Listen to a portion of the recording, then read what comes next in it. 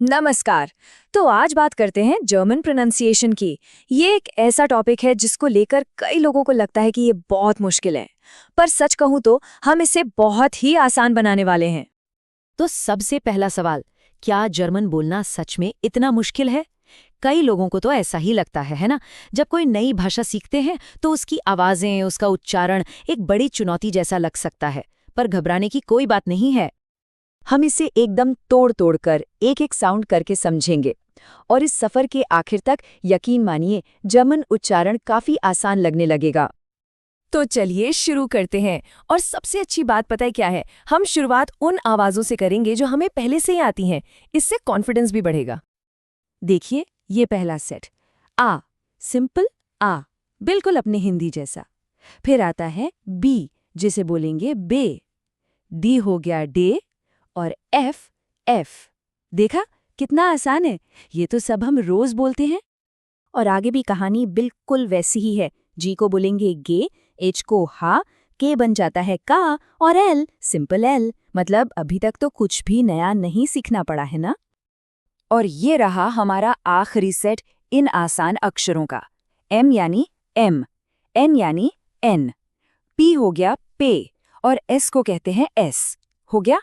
देखिए, German alphabet का कितना बड़ा हिस्सा तो हमारी मुट्ठी में पहले से ही था।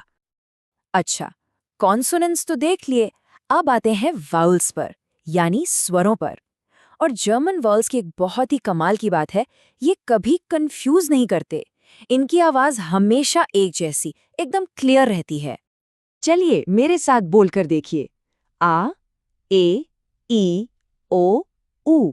बस ये 5 आवाजें, और यही जर्मन भाषा की नींव है। और सबसे बढ़िया बात, ये लगभग हमेशा ऐसे ही सुनाई देंगे, कोई झंझट ही नहीं। तो अब तक तो सब आसान था। अब आते हैं उन लेटर्स पर जो जर्मन को जर्मन बनाते हैं, पर इन्हें मुश्किल नहीं, मजेदार समझकर सीखना है। यहाँ थोड़ा ध्यान देना होगा। सी की आवाज है से। सोचिए, त और स को मिलाकर जल्दी से बोलना है से। जे को यट बोलते हैं, मतलब य की आवाज। क्यू है क्यू, और टी को कहते हैं टे। ये थोड़े अलग हैं, मानता हूं, पर प्रैक्टिस के साथ एकदम आसान हो जाएंगे। हाँ, अब आता है सबका फेवरेट जर्मन आर। इसका नाम है एर।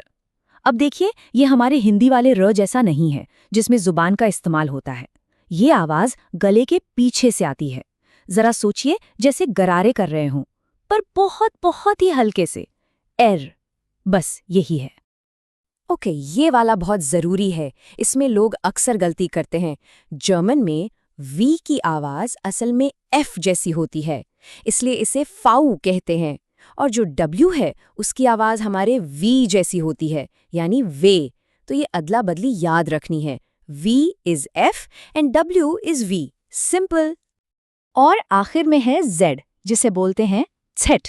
ये इंग्लिश के सॉफ्ट जी जैसा बिल्कुल नहीं है, ये एक तेज शार्प साउंड है।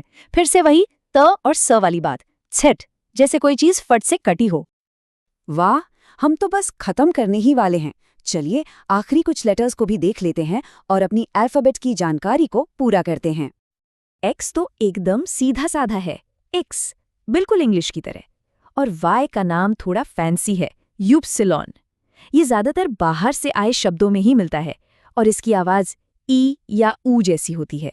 अभी के लिए बस इसका नाम जानना काफी है। चलिए, अब तक हमने सारे अक्षर देख लिए, पर अब हम बात करेंगे जर्मन प्रोनाउंसिएशन के सबसे बड़े सीक्रेट की, इसके गोल्डन रूल की। तो वो सुनहरा नियम क्या है? वो ये है कि कोई सीक्रेट है ही नहीं। सच में, जर्मन एक फोनेटिक लैंग्वेज है। इसका मतलब है जैसा लिखा है वैसा ही बोलना है। हर अक्षर, हर सिलेबल की अपनी एक क्लियर, मजबूत आवाज है। कुछ भी छिपा हुआ नहीं है। अगर हर अक्षर को उसकी सही आवाज के साथ बोला जाए तो प्रोनाउंसिएशन लगभग हमेशा सही होगा। बस यही है इसका सबसे बड़ा राज। तो अब सारी ध्वनियां पता हैं।